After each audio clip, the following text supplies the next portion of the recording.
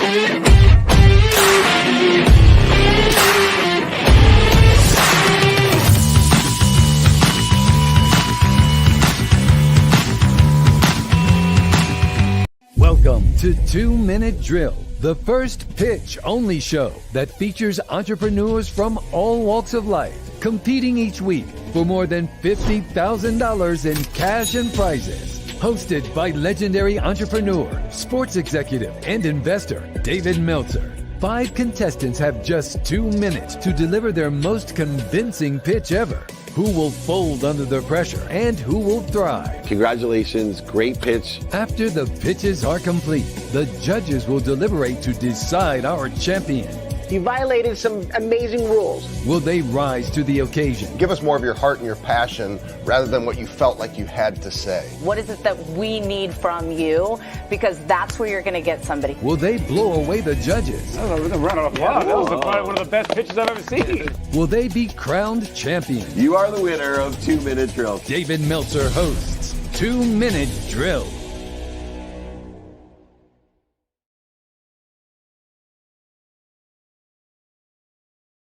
Right. Thank you so much. We are here live with my two best friends that I have ever had, Dr. Lacey Book and Sean Dill, with me here at the NBA All-Star Weekend.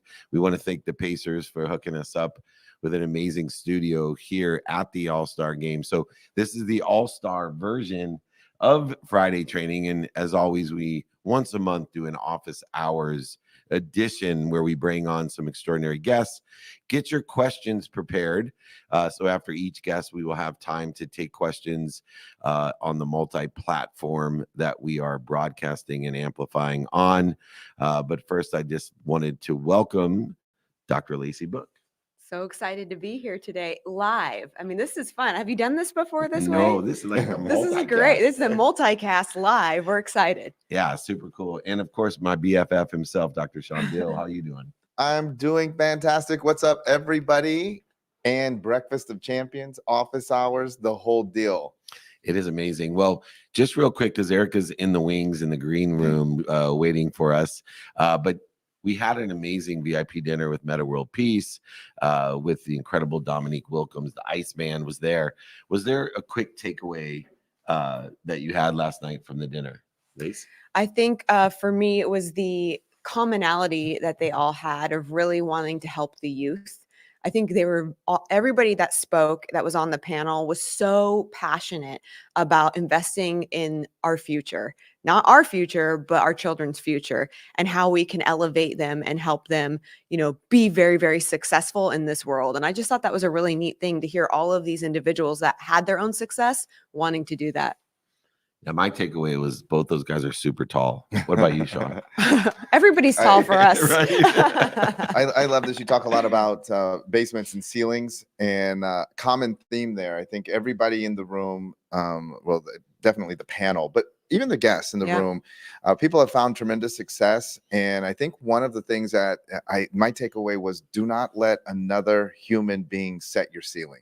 I think that it was, so many people want to tell you what you cannot do.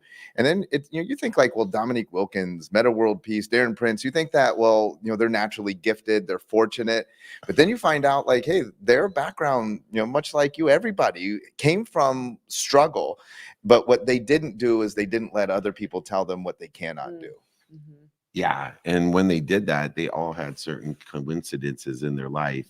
The story about, I was playing on this playground, or I was doing this. And you think about all the people that don't have the mindset that they're protected and promoted in the biggest struggles, and that there's still options, opportunities, and touches of favor with whatever faith you have and wisdom you gather. But one other thing is a quick takeaway: they all had mentors. Yes, they did. They all, to get to the highest level. Some of them accidental mentors. Some of them, accidental mentors that just showed up in their lives and said, hey, I'm going to mentor you. That was awesome. Okay, speaking of mentors, we are blessed to have Erica John DePriest in the house, the founder of Erica John Coaching and Publishing. Welcome to Office Hours Friday Training. Hi, thank you. Oh my gosh, it's such a pleasure to have you. Now, one of the most common things that coaches deal with, Erica, is getting stuck. Everybody, no matter who and what level they are, whether you're one of the world's greatest basketball players, as we learned last night, or just starting out in your first venture or going to school, so many people feel stuck. And you have given us a pragmatic book, a best-selling book, to The Secret of Getting Unstuck. I can't think of something more valuable in life than having these daily habits that you talk about as a guide. Give us some insight on why people feel unstuck. I mean, why they feel stuck in the first place. Yes, and thank you so much for that validation, because I feel like everyone gets stuck in some area at some point in their life, and sometimes more than once. So in the book, I talk about the habits, the mechanics of habits, the habit loop, how you get stuck in a habit, particularly habits that are not working well for you. And then I break down, how do you break those habits and how do you create new ones? I heard someone say, you can't just stop a habit or quit a habit. You have to replace it with something else. So I thought it was very important that if I'm going to tell you 5 habits that will change your life, I should help you to understand the mechanics of habits. And then we go into obliterating negative beliefs, identifying and obliterating negative beliefs. And I say identify them because sometimes we don't even realize that we have negative beliefs, or we don't realize that what beliefs are controlling us. So if you can imagine being stuck in this negative habit loop with this negative belief, and we will never act out of alignment with our beliefs. So if I had a client the other day, we were working on a business plan, and she said, I think I don't believe that I will be consistent. And I said, well, if we can come up with the best strategy, the best plan, but if you don't believe that you're going to be consistent, then this plan is not going to work. I don't care. So go ahead. Oh, no, this is great. I love the idea of talking about negative beliefs. And I'm curious your thoughts on this, because what I have found is even when you help people get unstuck, right? They had these negative beliefs, and then we help them get unstuck and they elevate to a new level of success. Do you find that they find new negative belief patterns and limitations that you have to help them with? Or is it something that once they have the habit of that introspective thought process, they're able to break free from them much quicker? What do you notice with your clients? It just depends. I will say this, there's always that next level, right? So once we set out to accomplish a goal, get unstuck in a certain area, make some level of progress, it's human nature that we want to go to that next level. Well, with that next level presents a whole new set of challenges and problems to work through. and may even reveal some negative beliefs that you didn't know that you had. So that's why I believe everyone needs a coach. Even coaches need coaches. I read not too long ago, Oprah has 4 coaches. So there's something to having that presence in your life to keep you moving forward. So even if you do get stuck, it's not nearly as long because the coaching can help pull you right out, and tools like The Secret to Getting Unstuck. You know, it's funny, Erica, is that before I get to Dr. Sean Dill, my first real coach was Bob Proctor, and I was blessed to have Bob Proctor. And the first piece of advice Bob gave me was, you need a minimum of 3 coaches. And I looked at him, I said, is this some kind of conspiracy of coaches? Like the minute you start coaching, the first piece of advice is you need the 3 multi-level marketing of coaching. I can barely afford you, Bob. But I maintain more than 3 coaches still today, and probably have one of the bigger coaching practices in the world. And my favorite coach that I've had, the longest one, is my sleep coach. And I was telling my friends that it gives me the most productivity, accessibility in my life to know how to sleep. I'm going to be in the Sleep Hall of Fame, by the way. Speaking of the Sleep Hall of Fame, he won't put you to sleep, but this is Dr. Sean Dill. Erica John, they call you the people whisperer. I love that. And, you know, I want to pick up that conversation of new levels. I think that one of the things that gets us stuck oftentimes is fear. Joe Dispenza talks about how fear is just frozen energy. Like, we get in a situation where we aspire to more. We can kind of even potentially even visualize where we want to go. But there's a lot of fear of the unknown, fear of the known. Talk to us about how fear plays a role in getting us to be stuck.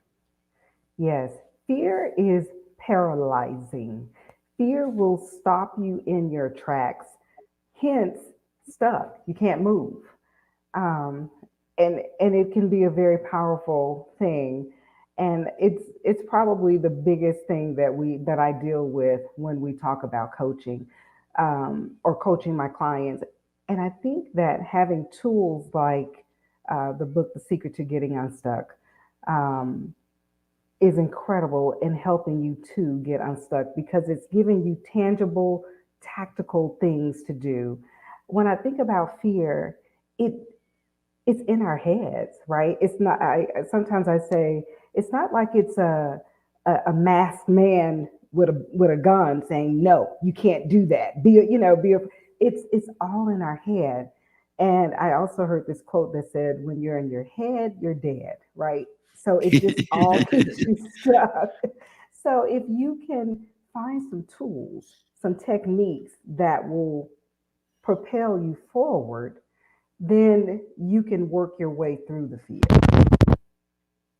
And I don't know if I told you guys this. Well, as you can see here in the background, I've written the book, The Secret to Getting Unstuck, a guide to forming 5 habits that will transform your life and make you unrecognizable. And I got to thinking, you can read a book and get it intellectually. And if you put it down and you never revisit it, then it doesn't do you any good. So I created a meditation that will walk you through the steps that I talk about in the book, the 5 habits, and an accompanying journal. And that way you have the intellectual knowledge, and then you have tools to put it in practice. And then the 3rd book is The Secret to Getting Unstuck, Declarations of Truth. And it's all about affirmations that will transform your life. Well, the practice of identifying fear is one thing. How to handle our reaction to fear and the amount of time that we stay stuck because of our reactions to fear, fear of the past, formulating into resentment and guilt, fear of the future, and anxiety and worry, all duplicative negatives that are interfering with our potential, driving us to get the validation from others of wanting others to think something or wanting others to approve or validate who we are. But I love the affirmation side of it, and telling myself every day I am, and filling in the blank, and then figuring out what we're doing to interfere with that forming habits is an essential part of that. And it's nice to know someone has given us a guide, not just to read over and understand, as you said, intellectually, but to practice every day to transform ourselves into an entirely new you at a higher elevation, frequency, and vibration. This book is a must read. It's obviously being read by a lot as it's a best-selling book. The Secret to Getting Unstuck. Check out Erica John DePriest. She's an amazing coach, publisher. She is also a keynote speaker and also making some cash in real estate with the best of us. So congratulations, Erica. We have many other places to put you. What a great introduction here on our Friday training office hours edition. Thank you so much. We look forward to seeing you soon. Thank you so much. Have an amazing day. You're amazing.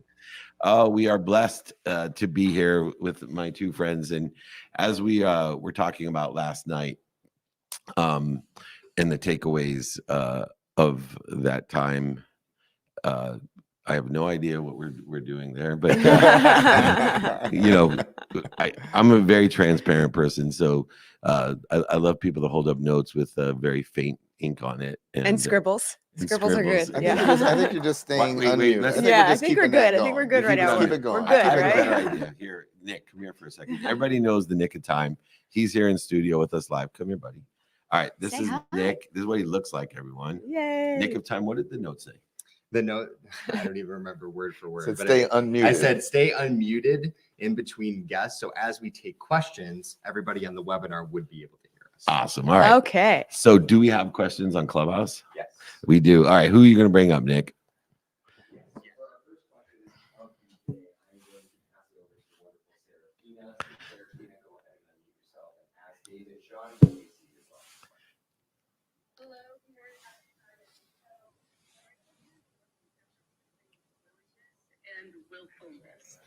Between what and willfulness? Willingness and willfulness. Oh, wow. I this young lady asks me questions so often that I've never heard before, which is a complete sign of intelligence, by the way, if you're not asking the exact. So willingness and willfulness. Take it away, Dave. I'm going to. And thank you, Serafina. So I think it has to do with free will and the relationship between, if I'm willing to do something, I'm aligning with somebody's else's will. And if I'm willful, I'm trying to get people with my free will to align with what I will. And combined, Serafina, which I think is an important matter of will, is that our will includes the attention and intention of where we want to be, a divine direction. And so I think the relationship or difference between them is whose will is driving the wisdom and driving the faith to get to the divine direction. And if we align timing and risk tolerance, value, emotion, then we can have that coordinated collaborative movement that I think falls into we are willingness to do, say, think, feel, and believe. Any other ideas? No, I was just thinking about the two words in general, and I feel like willfulness, like if I have a willfulness, like energetically, that feels like a more empowering word than even willingness. Because I think sometimes people use the word willingness, like I have a willingness to do it. You know, it can hold really empowering energy or lower energy depending how the user utilizes it, which I think is interesting. Like when your mom asks you to clean your room, you're like, I have a willingness to do it, but it doesn't mean but you're not willful, right? And so I like that willfulness is so empowering and it's such a strong word. So I think stepping into that is really, really amazing. You hear that, Mom? Yep. Anything else, Dr. Sean Dill? I think that, I mean, first of all, Serafina, it's a great question. It's a great question. For someone of her age to be contemplating these things is on a Friday morning. Yeah, right. Early Friday morning. Pretty awesome. I think that, and I was trying to think to use correct grammar, but I can't. I think it's kind of a tense. The willingness does not even actually have to be attached to anything. I mean, and oftentimes you hear that. I have a willingness to do anything. I have a willingness to try raw oysters. I have a willingness to whatever the thing is. Willfulness is attached to, like, you can't have willfulness without the attached Attachment. outcome or what you're attached to, what the willingness or willfulness is attached to. So I think it's, the precursor is willingness. And there's a lot of people that have willingness. I think that the sign of maturity is then you have that intention, that discernment, and you've picked the things that you have a willfulness towards, because you can have a willingness just generally towards, I have a willingness to wake up today, attack the day, and have a phenomenal day, but I have a willfulness towards doing our content, Right. engaging with people, creating lasting and meaningful relationships. And so I have to assign what it's towards in order to be willful. That is awesome. We are blessed to have people like Serafina here. Nick, do you have another guest, or you want me to take something online? We are overloaded with interest, curiosity, and co-creativity, by the way. Okay. I love it, man. Let's bring up.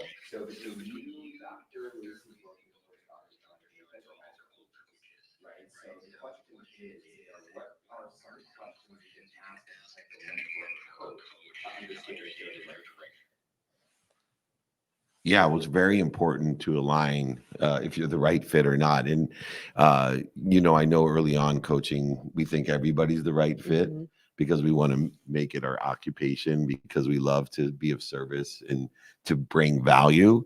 But hopefully you'll get to a point in your coaching career where you can let the person know you're not a good fit. I know last night we had a few occurrences of people who wanted to come actually to our VIP dinner. And we are very conscious about the community, the network, the neighborhood that we're in. And it was like, hey, you're not a good fit for this community. It doesn't mean that you're bad or good, right? We just have a certain frequency or neighborhood. And for me, because I coach all the time, I don't think a person who wants me to coach them would be able to realize whether I'm a good fit or not. Right. Hopefully they will, and they'll do it before they say, I want you to coach me.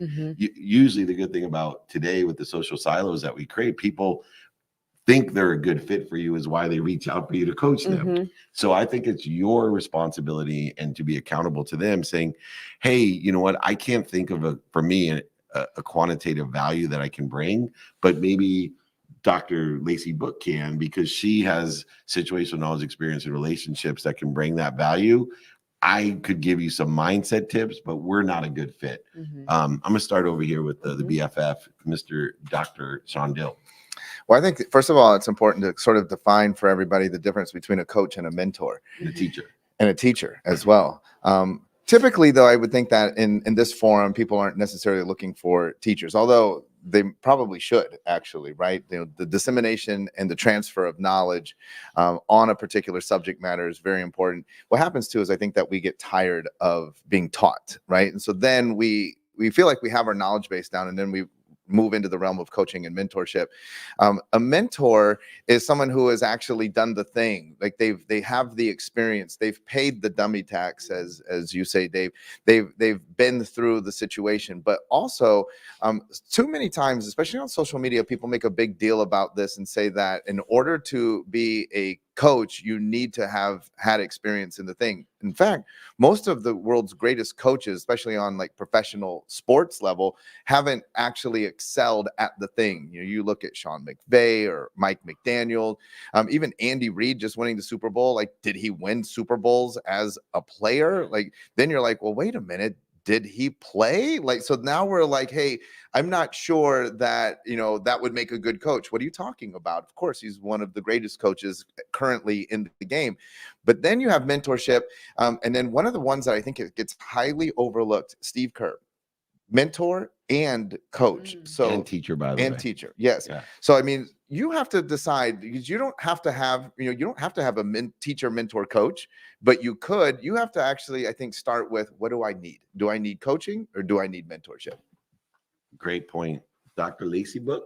Well, that's exactly what I was going to say. A lot of times you don't know the difference between what you want and what you actually need. And so it's really difficult for you to go to somebody, a coach, to figure it out if they're going to be able to serve you in the right way, because you may want something, but that may not be what you need to actually grow your business or elevate in your life. Because if you already knew what you needed, you'd probably already be doing it, right?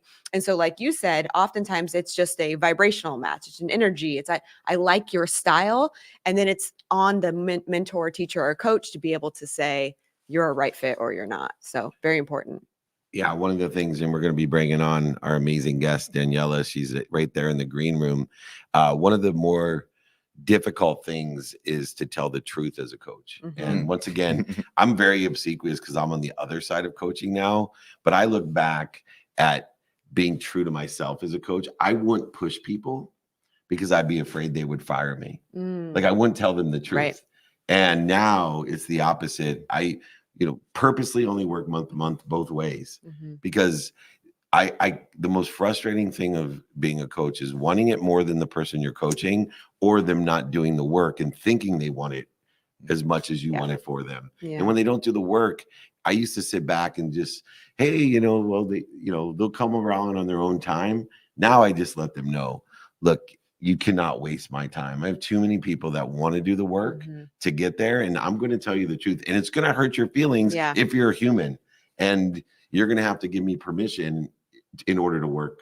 And you don't know you need that, right? Until somebody does that for you. It's not a good fit if somebody can't take it. I mean, we have children and some can take constructive criticism and others can't. Right. And it's the same thing with your coaching clients.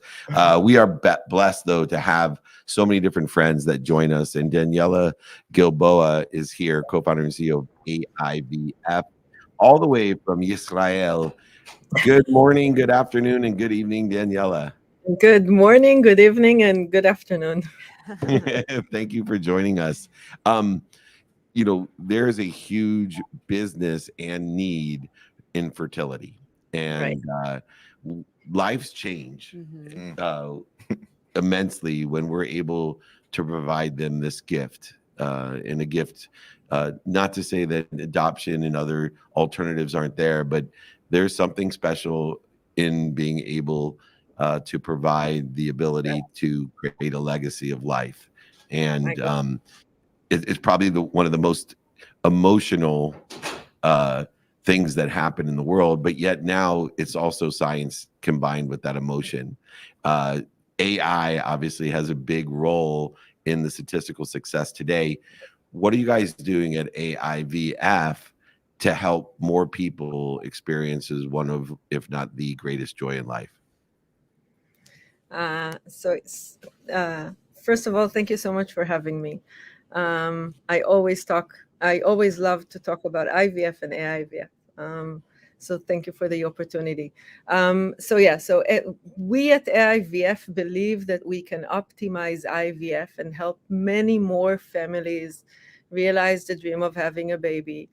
And AI today that is pretty much accessible, we can leverage AI to really help in decision making and making IVF to be more easier, even fun, accessible, transparent, and more successful. And this is our mission and vision, and this is what we do. And I tell the people here, mostly engineers, I tell them that every line of code they write is translated tomorrow morning to happy patients. So this is what we do. I love it. I love the fact that you said it can be fun too, because I think that was the thing that stuck out to me the most. I think a lot of people go through this journey and it's difficult and it's hard and there's a lot of emotions around it. So can you expand on what that means to be able to do this and help them do it in a way that's lighthearted and fun? Yeah. So first of all, it's a journey, and I think it's the exact it's right. Explaining IVF as a journey. And I think once the patient understands that it's a journey and she's there, she can make decisions. She's empowered to understand the journey, to choose the caregivers, to choose the clinic, to understand what she's going through. So this is a good way to start. So she's not led by anyone, she's leading. And by that, I mean she needs to understand what she's going through and understand the science and the biology and not be shy to ask questions. And given the opportunity to ask questions and given the data and the information that what is she going through, how many embryos she has, how they're graded. Is it considered good or bad? What does it mean, a good embryo? What are the chances of success? What's ahead of me? How long is it going to take me? How much money do I have to spend? Well, what's in it for me? So I think these questions are crucial for everyone. And I think an IVF patient that has so many, it's like you're entering a chaotic world. And we are here to help guide them through this chaos. So what they're doing is they're connected to clinics that work with the IVF. It's a software platform that is connected inside the clinic. So clinics that are connected to IVF become more transparent because everything is, all the data and the embryos and the patient records and everything is collected into one single dashboard that is connecting the physician, the lab, and the patient.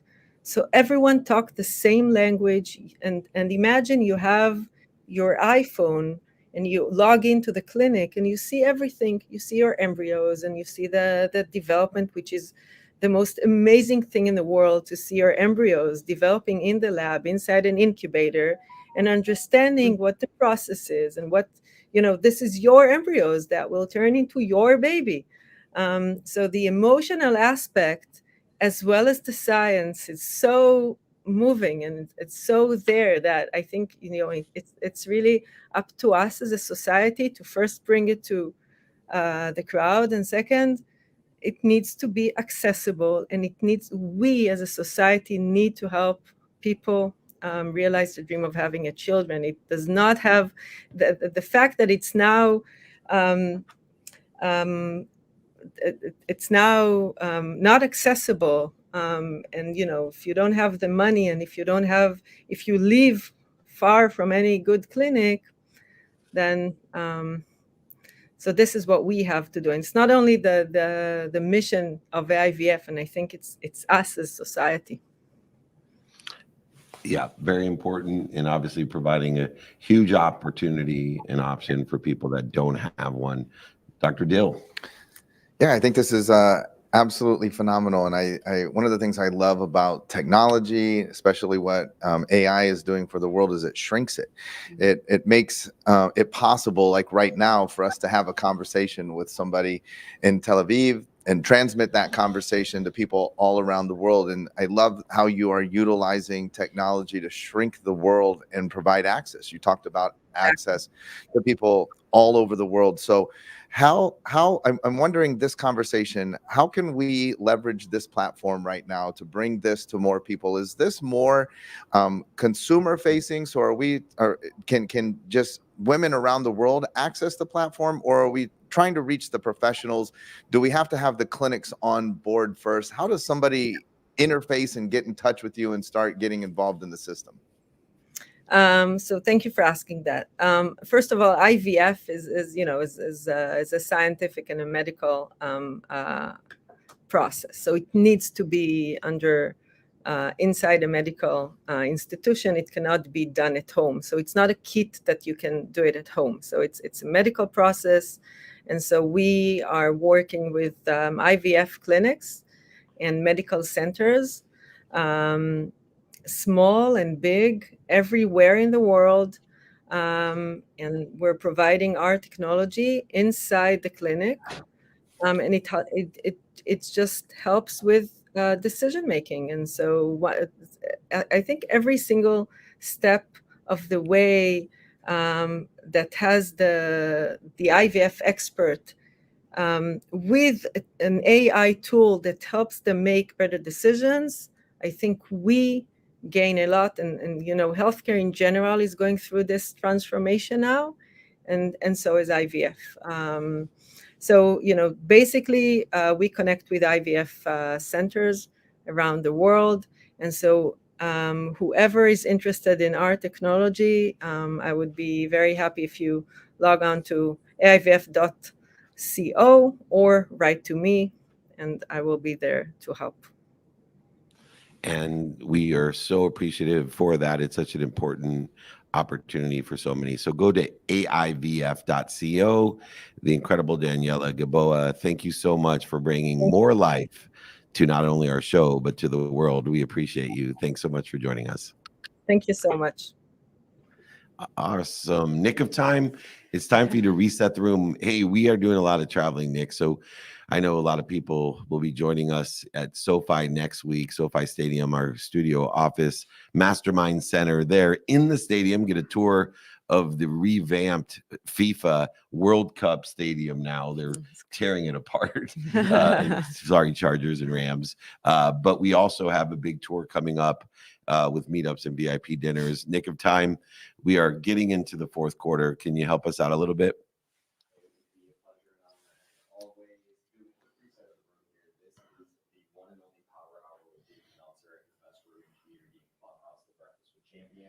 As you can tell, today's topic is the office hours training.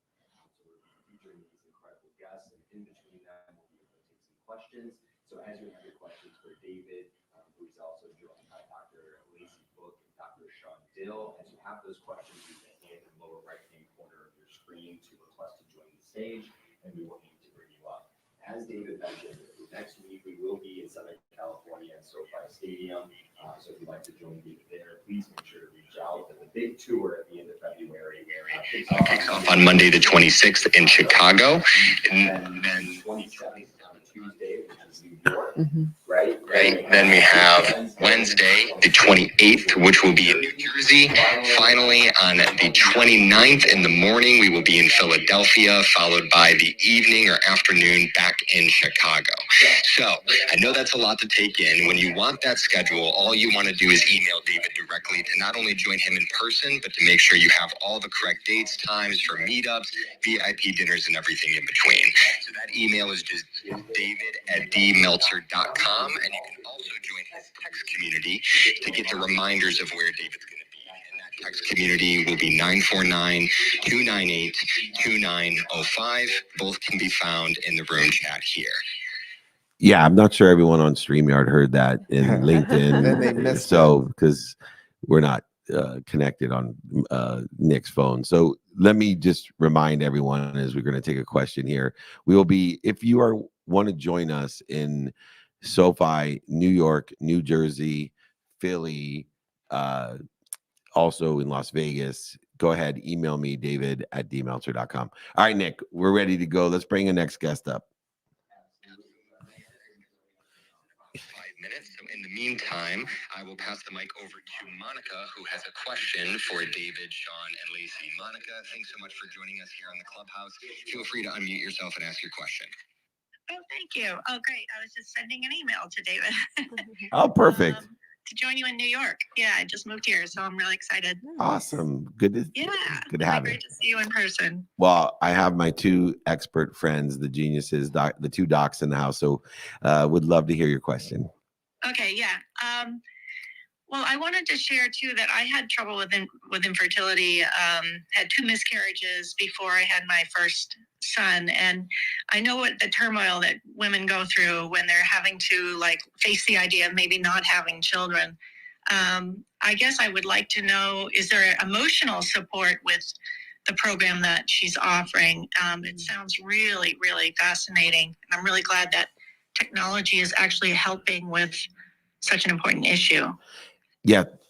So what they provide is a platform for the clinicians, the embryologists, the doctors in the facility. So they're empowering them with better information to help support those. So I think the variance of what type of emotional support you get is determined upon the doctors, the embryologists, the clinicians that you're working with. And for clarification, what the AI IVF is the artificial intelligence side to expedite the information, to identify the embryos, to increase the success for those people that are having difficulty getting pregnant. But like we started with that question, it's such a good question because it is one of the most emotional things. We had a miscarriage on our third child, and I couldn't imagine if that was the first time because it was so emotional. Even though we had 2 successful pregnancies and healthy children, it was one of the most emotionally interfering things, fear-based things in life, as we are born here to co-create and to give more people that experience option to have children is awesome. But I want to reiterate too that, I believe we're protected and promoted in some challenges, even as difficult as they are, like not being able to have children. We also are blessed to have people that have children that need houses and need homes and need parents that don't and can't have children. And so I want to encourage everyone to realize there's many options, opportunities. And when we are faced with different struggles, I always try to find the light, the love, and the lesson, the opportunity, and realize that there's a divine direction that's meant for my life and for yours. And we just are creating more and more of those opportunities. I can't wait to see you in New York City. We will be there on the 27th. Thank you so much for emailing me. You bet. Thank you. You got it. Nick of time. We got time for another question. I actually believe that our guest is here ready to rock and roll in the green room. Do you see her on your side, David? Yes, I do. Alicia K is here. Muy bien. All right, let's bring on Alicia K. Thank you for your patience, everyone, as this is the first time that we are doing a multicast of this sort. And we want to thank the Pacers, the NBA, for allowing us to utilize this studio here in Indianapolis on NBA weekend. But this is the All-Star edition. We heard Alicia Keys earlier. Now we have Alicia K, licensed mental health counselor. She also is a certified life coach and has her own coaching and events business in New York City. So hopefully we'll see her as well in New York. Welcome, Alicia.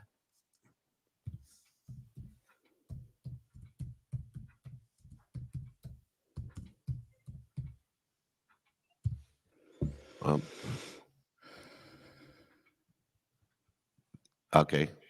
We're working on Alicia's volume there. Thank you for your patience, everyone. So you guys are doctors, and let's get off of the fertility side. Just you do so much with patients, and you have so many doctors that work with you in the Black Diamond Club that come to our masterminds. And I was curious how AI is impacting your field completely, not just in fertility. Well, I think AI is a very interesting tool.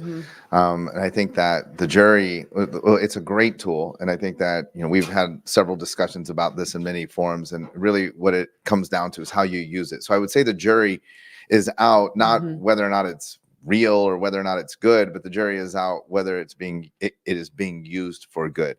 So, I mean, one of the dangers is that a lot of people are like, well, it is AI, so now I don't need human doctors anymore. I'll just sit at home. With the advent of even just information technology, a lot of people began to, self-diagnose. Well, now, that just accelerates and potentially compounds on the problem. But then the argument on the other side is, listen, it's not wrong that often. And in fact, AI, in many of the research and tests grades higher than the human doctors, not only just on accuracy, but also on bedside manner. And so I think that, one of the things that's, it's shocking, but I think that what the biggest breakthrough is that humans need to learn how to work alongside. Like, you have the world's greatest assistant and access to the world's greatest assistant. And I think that at the end of the day, I mean, people still trust and want to interact with healers. There's, AI doesn't have a healing component, an energetic component. And so I think that what it's left to is, can the world's greatest healers learn to leverage and maintain their healing energy while accessing the knowledge base, situational awareness and thinking that AI can bring to the table. And if that happens, I honestly think that, we're living in a time where there's some major breakthroughs. I think we're going to see life expectancies increase exponentially high. I would love to see us take away the human and political component of what things, drugs, therapies, and treatments that are available to us. And I'm hopeful that AI will begin to prove some of that stuff out and flesh that out and give some validity to a lot of the great things that are out there in the world. Yeah, AI is kind of like a hammer. It can be used to build a house or knock it down. And when we're talking about our health, it's even more important to have and understand the statistics.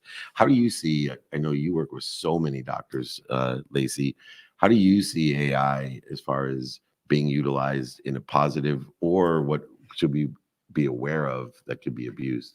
Yeah, no, I was just thinking because what Sean is talking about may be detrimental to the healthcare profession. You know, again, if everybody is looking to AI to get their answers, right? But what I have seen is it has empowered a lot of smaller healthcare providers that have smaller businesses and want to help and serve more people. It's allowed them to be able to utilize AI to get their message out there, to be able to articulate what they do. Amazing. All right. Yep. On our own accountability, we have figured out our technology with the incredible Alicia Kay, and she is one of my 1,000 because I'm on a mission to empower over 1 billion people to be happy, to live in bliss. And she has an amazing program. It's a 6-month program called Breakthrough to Bliss, giving us the mindset, the heart set, and the handset in order to live these willful, fulfillful, passionate, purposeful, and profitable life that we all in a divine direction desire. Welcome, Alicia Kay, to Office Hours. Awesome. Thank you so much, David. What an incredible intro. And I am just grateful to be here. Well, the universe always conspires when we have too much energy. So I always raise my awareness when the energetic interference happens that we're going to blow out all of these different platforms.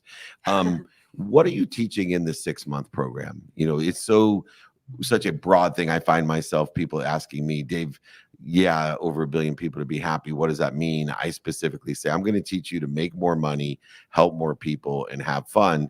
What are we going to learn with your program? Oh, absolutely. I am, I combined all of my years as a psychotherapist for the last 20. So have an extensive history of trauma, right? And so I teach people in the beginning of the program that their beliefs about themselves and their perceptions of what they're carrying within them essentially is formed within the first 7 years of their life. And so we really start to get down to the nitty-gritty of why they feel the way they feel about themselves and really learn that they can become the master to change that within them at any point. So removing the parental imprint of what they got and didn't want, or what they needed and didn't get, we really identify all of that in the first half of the container. And so we're really clearing that out, helping them get rid of the shame, the blame, the resentment, and all of that pain that they're carrying in their body so that they can go through a nervous system clear out with somatic breath work, with internal family systems work, with deeper trauma processing work, so that in the second half of their program, they can realign with the energy of their divine self, their creative self, to build and co-create the life that they want to be living outside of all of the dense energy that they've been carrying really since the day that they've been born. So we're raising the vibration by working with the past and future at the same time, which is an incredible program that I've developed using all of my skills as a therapist, teacher, and coach. Alicia, I absolutely love this topic. And I love that you utilize the word imprint, because I think that very early on, we are imprinted in so many ways. And when people have traumas and things that they're dealing with, oftentimes all they do is focus on the emotional component, when really it does create a neurological imprint in our system that manifests in all sorts of ways. So I'm curious, because you said the front half of the container was helping them identify that and release all of the trauma. But in the second half of the container, are you helping them create new imprints so that they can evolve and change in a different way?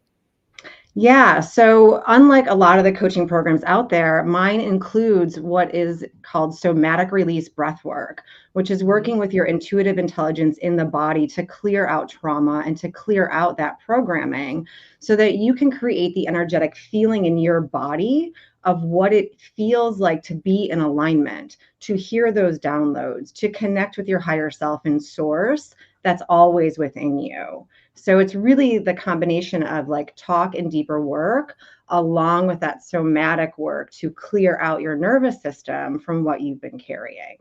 And then, yes, when they are able to, create the state of bliss from within, because that's a mindset, right? That's a state of being that we can tap into at any point. But a lot of us don't even know that that's available because of the way that we've been interpreting our suffering. And so it's changing your story, owning your divinity, and really aligning with that frequency that's always within you, that's been guiding you since the day that you came into this body. Yeah, it's amazing too how you've combined the reconciliation of time. And when we're looking at bliss, I think it's really important. Not only is it a love language for me, but I think it's a necessity to understand the infinite time of past, present, and future, but reconciling into the present time. Speaking of the nick of time, we have Dr. Sean Dill just in the nick of time to ask another great question. Alicia, I'm going to get outside of the box. One of the things that we think is important, especially we were talking earlier about coaching, is that all great coaching advice always needs to be counterintuitive. Because listen, if it were intuitive, that's what the client would have been doing anyways. They would have gotten themselves out of their current situation into where they want to go. So here comes a little bit of an interesting coaching. It's not us coaching you. I want your perspective coaching people for all of the listeners. If people actually have this, and I wholeheartedly agree, we're formed early age. We have these imprints, parents, environment, influences, etc. Most people don't know this, though. The common person is not aware of this. Yeah. Do you have any tips for, we're listening now. Now we are all aware. We've heard you bring this into awareness. So for now, all of us, when we're looking out at the world, what are some clues that we might see in individuals? I think this is especially important in hiring. What are some things that we might see in individuals that they have these imprints that might be potentially even negative, maybe negative to them, maybe negative to me? Should I decide to enter into relationships? What are some things that you've seen that people are carrying around these imprints and they just don't know it? I always look at the language that they use, right? Because I believe that words are creative, not just descriptive. And so the language that they're using to describe a situation is always my doorway in to the deeper unconscious, subconscious programming that they're still carrying in them, that then becomes a self-fulfilling prophecy of what they're creating in their outer reality, right? So if you say something like, I am not enough, right, or there's something wrong with me, then that essentially the universe is going to align more of that for it to be true. And so when you really start to identify the words that people are using and be like, well, you said this, but let me invite this perspective in. What if that was only because you needed that language and that belief to survive your situation, and it's actually outdated programming now? Right. So I really help them see how their outer world is really a mirror to their inner world and the work that their soul and their psyche wants them to do in their life.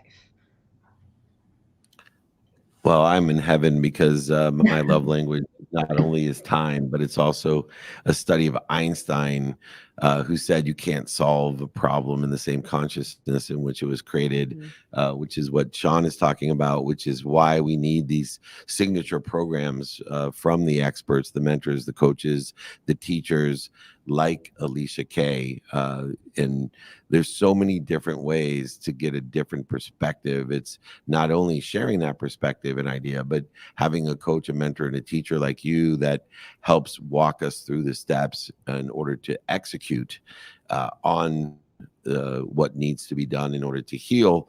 And for those of us that have the best option philosophy in life, I believe in millions of lifetimes because it's a better option than one.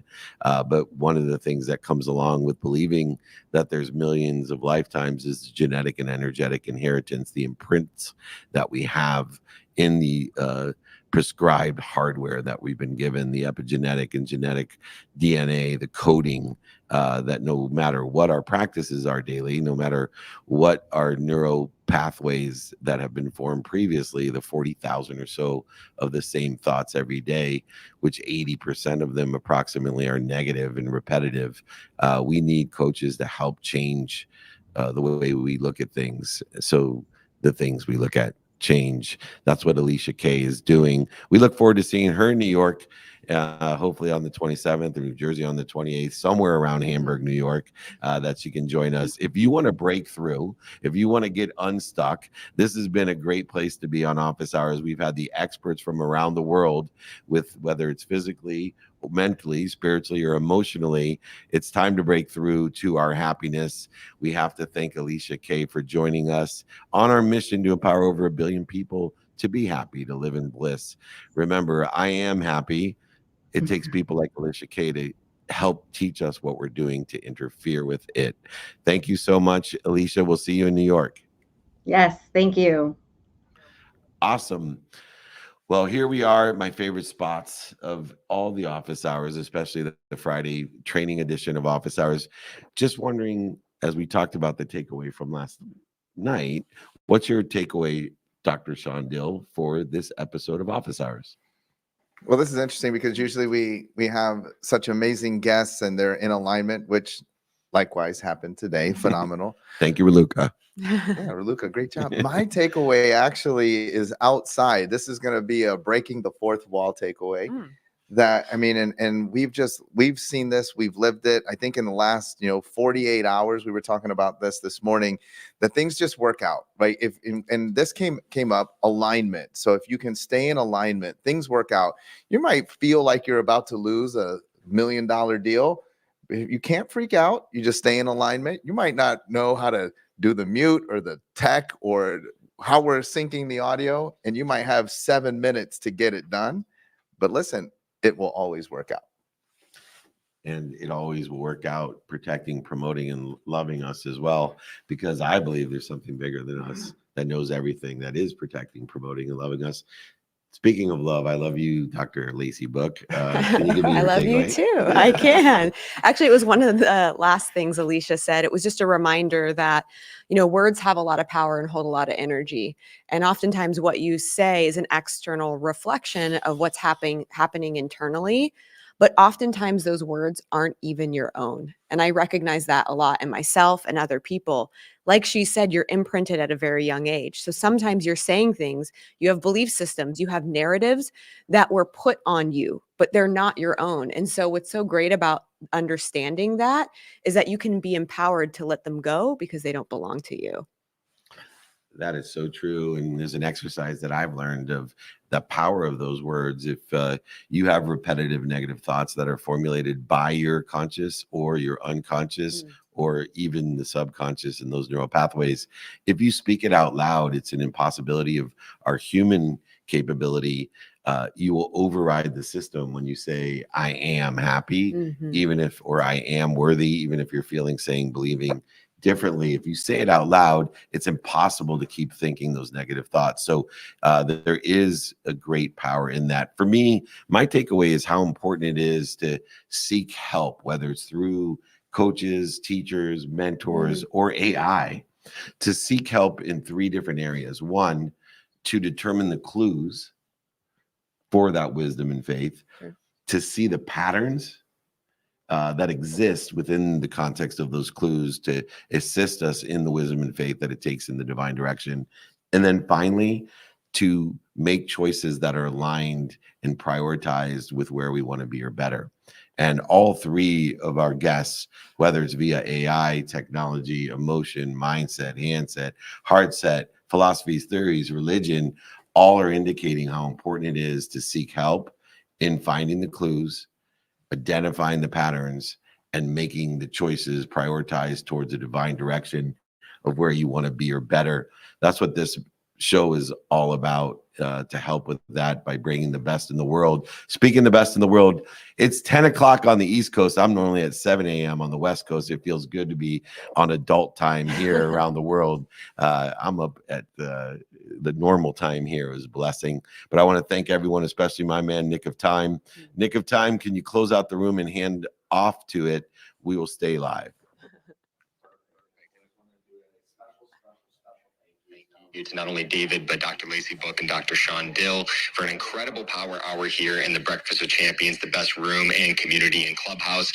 Just as a reminder, David will be back here in the Breakfast with Champions this upcoming Monday at 3 p.m. for a little bit of Ask Me Anything, and next Friday for his normal power hour at 6 a.m. Pacific, 9 a.m. Eastern. Now, with that said, I know that there was a lot of dates thrown around. At the end of the day, you just have to email David directly. But just as a reminder of that upcoming schedule, next week, he will be in Los Angeles at SoFi Stadium. The following week, starting on Monday the 26th, in Chicago for a VIP dinner. Then the following day on the 27th, heading over to New York for a Times Square meetup, followed by a VIP dinner in the city. Then on the 28th, we are going to be at Princeton, as David is going to be speaking at Einstein's Lab, followed by a VIP dinner in South Jersey. And then on Thursday, the 29th, we will be in Philadelphia in the morning for a breakfast and learn, followed by jumping over to Chicago in the afternoon for a meetup. So if you would like to join David in any of those locations as he is on this incredible tour, all you have to do is email him directly, david@dmeltzer.com. He'll be more than happy to throw in a copy of his book. He'll send it to you, sign a copy, and even pay for shipping. Once again, only david@dmeltzer.com. And for the reminders on where David's going to be, join his text community, which is 949-298-2905. And the email and text community can both be found in the room chat. Now, with that said, I want to thank the Breakfast of Champions, David, Sean, and Lacey for an incredible hour here. And as David always says, be kind to your future self and do good deeds. Thank you, everyone, so much. That's the incredible Nick of Time. We're so blessed to be here in Indianapolis. I want to thank the Indiana Pacers as well as Sean and Lacey. If you are not following the Pacers, the NBA, or Dr. Lacey Book and Dr. Sean Dill, you're making a big mistake. Check out the Black Diamond Club. We're all over the place doing all types of wonderful things on a mission to empower others, simply to be happy. If you're interested in making a lot of money, helping a lot of people, and having a lot of fun, then you're in the right place. If not, we're not a good fit for you. But more importantly, enjoy your weekend. It's a holiday weekend. Enjoy the All-Star game. Enjoy your family, your friends, your health, your wealth, and your worthiness. We're blessed to have my dear best friends here, Dr. Sean Dill and Lacey Book. Thank you so much again. We love you. Just remember, everyone, be more interested than interesting. Be kind to your future self and do good deeds. We'll see you next week.